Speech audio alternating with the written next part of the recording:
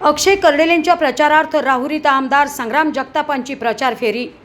राहुरी शहरात विधानसभा पोटनिवडणुकीच्या पार्श्वभूमीवर राजकीय वातावरण आता चांगलेच तापल्याचं पाहायला मिळतंय।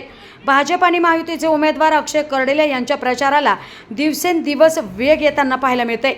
या पार्श्वभूमीवर त्यांच्या समर्थनार्थ अहिल्यानगर शहराचे आमदार संग्राम जगताप यांनी राहुरी शहरात भव्य प्रचार फेरी काढत मतदारांशी थेट संवाद साधलाय।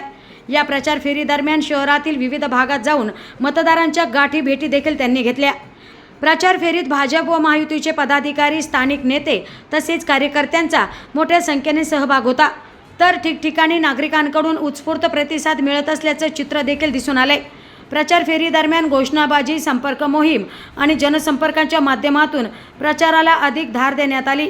राहुरीतील ही प्रचार फेरी महायुतीसाठी उत्साहवर्धक ठरत असून आगामी निवडणुकीत विजय मिळवण्यासाठी कार्यकर्ते जोमाने कामाला लागल्याचं या निमित्ताने स्पष्ट झालंय।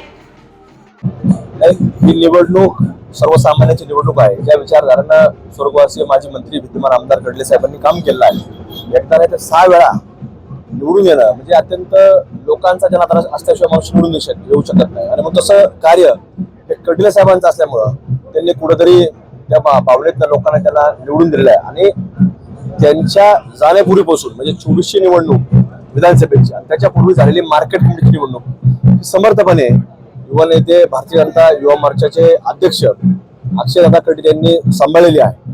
मग कुठेतरी भारतीय जनता पार्टीने देखील तेच पाहिलं की हे कार्यक्षम असल्यामुळे कुठेतरी त्यांच्यावरती उमेदवारी देऊन त्यांनी विश्वास दाखवला आहे। आणि आम्हाला खात्री आहे या मतदारसंघामध्ये कुठेतरी कर्डिले साहेबांच्या नंतर एक चांगल्या प्रकारे कार्य हे अक्षयदादा करू शकतात, काम करू शकतात।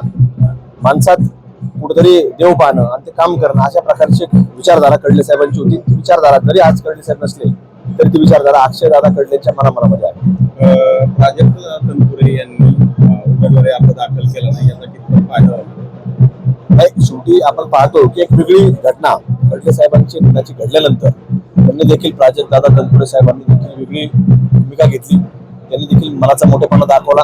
त्यांनी कुठेतरी अक्षयदादाला न उभा राहता कुठेतरी एक वेगळा ज्याला आपण समर्थन म्हणू शकतो, पूर्णपणे नाही पण म्हणू तरी शकतो, कमीत कमी आपण समर्थन म्हणू शकतो त्या गोष्टीला की त्यांनी उभा न राहता मोठ्या मनाने आज कुठेतरी मोठं मन दाखवून कर्डिले साहेबांना आदरांजली त्यांनी त्या उमेदवारी न दाखल करता समर्पित केली आहे।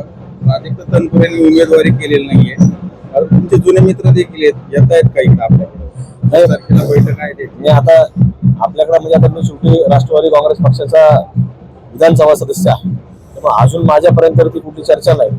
आता राहिला विषय भारतीय जनता पार्टीचे उमेदवार अक्षय कर्डिले आहे, त्यांच्या बाबतीतला निर्णय हे या जिल्ह्याचे पालकमंत्री विखे पाटील साहेब असतील किंवा भारतीय जनता पार्टीचे राज्याचे उपाध्यक्ष सुनील विखे पाटील साहेब असतील हे याच्यावरती अधिक माहिती देऊ शकतात।